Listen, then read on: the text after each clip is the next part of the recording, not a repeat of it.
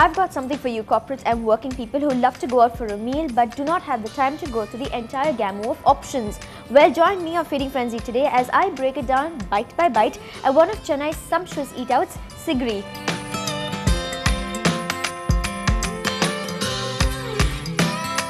Sigree has been around for over 6 years in Chennai and has left an indelible mark on all who pass through this entrance.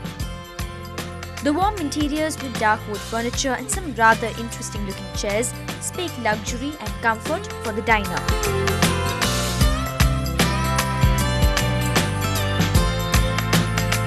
The warm earthy tones in the restaurant reflects the cuisine that has made Sigree a raging success across the country.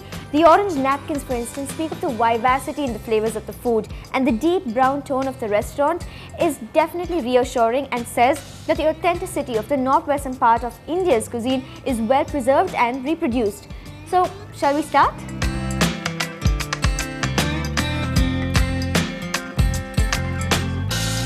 This restaurant has 180 seating capacity, which means a substantial segment of the corporate crowd is regular here.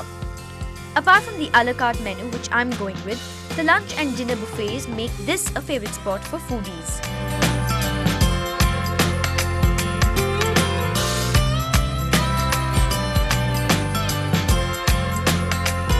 Now, the buffet menu does have a very fine selection of dishes, but I cannot finish a complete buffet on my own, so I'm opting instead to go with a hand-picked selection of dishes to savor. And of course, the signature dishes are the order of the day.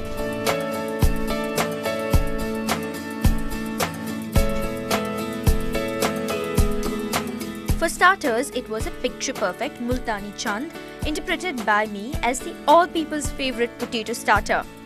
Made in a simple manner, the chef tells me this is something anyone can make at home. And so here's how that goes.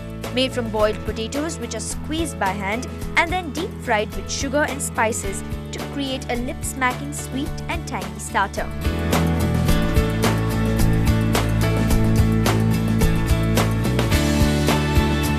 Well, it's got some subtle qualities like how crunchy it is on the outside and soft and tender on the inside. I also like the use of the sweet and the spiciness, and that's kind of proof to why the buffet menu has this listed right on top.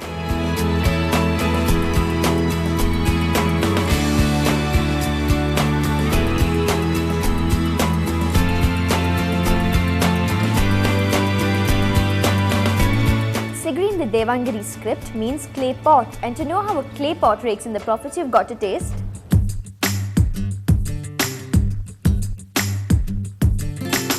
The olive chili naan and the Amritsari naan. Both these breads are meals on their own. The chili naan resembles a pizza made with olives, chopped onions and cheese, which are piled onto freshly rolled out batches of dough and baked in the clay pot. The Amritsari naan is a mound of food in my opinion.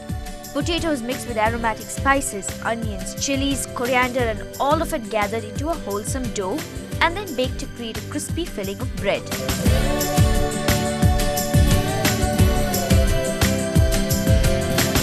After a description like that, it's rather difficult not to feel full when you actually look at it. Seriously, take a look. Well, the Amritsari kulcha you can have just like that, but the olive chili naan I'm having with a portion of the dhania chicken and the dal sigree.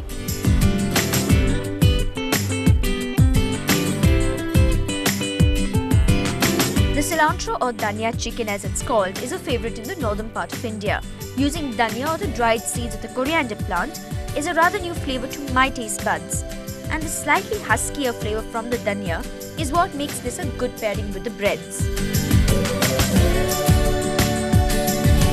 Now, I've never really tasted this combination until before today, and although in my opinion I kind of feel it's like a mismatch between something that's so Italian and a gravy that's full and full Indian, somewhere along the line of eating it, you kind of feel it coming together, and I really don't know how or when that happens.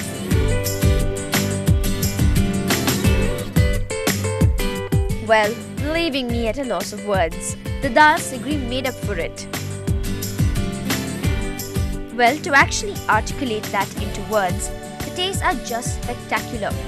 And not to forget, rich, oh so rich in cream and butter, which is what constitutes most North Indian food.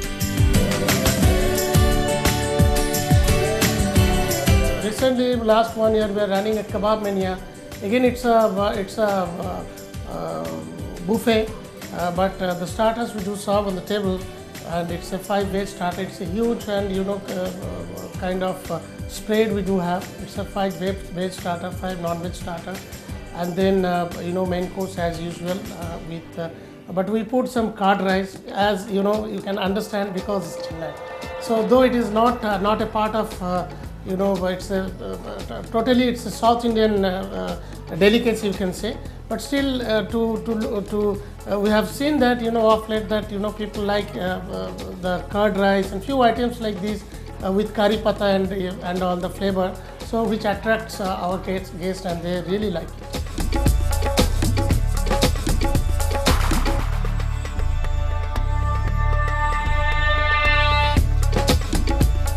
A must try here is a Rani Sigree, which is a succulent thigh of lamb marinated for over 24 hours with a selection of spices, then cooked and later grilled to a perfect golden glaze.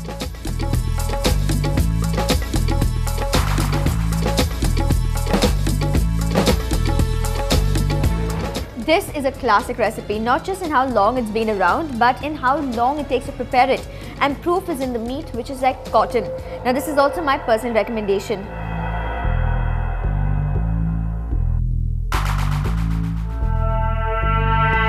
After my selective sampling of dishes, which by the way do form a part of the a la carte selection, I was ready to try some dessert, which was a Nalangur ice cream.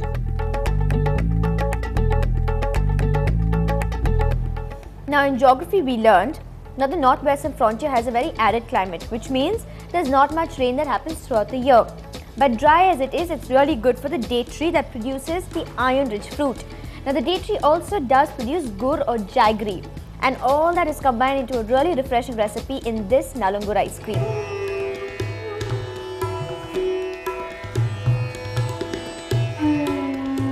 A refreshing way to end that heavy meal at Sigree.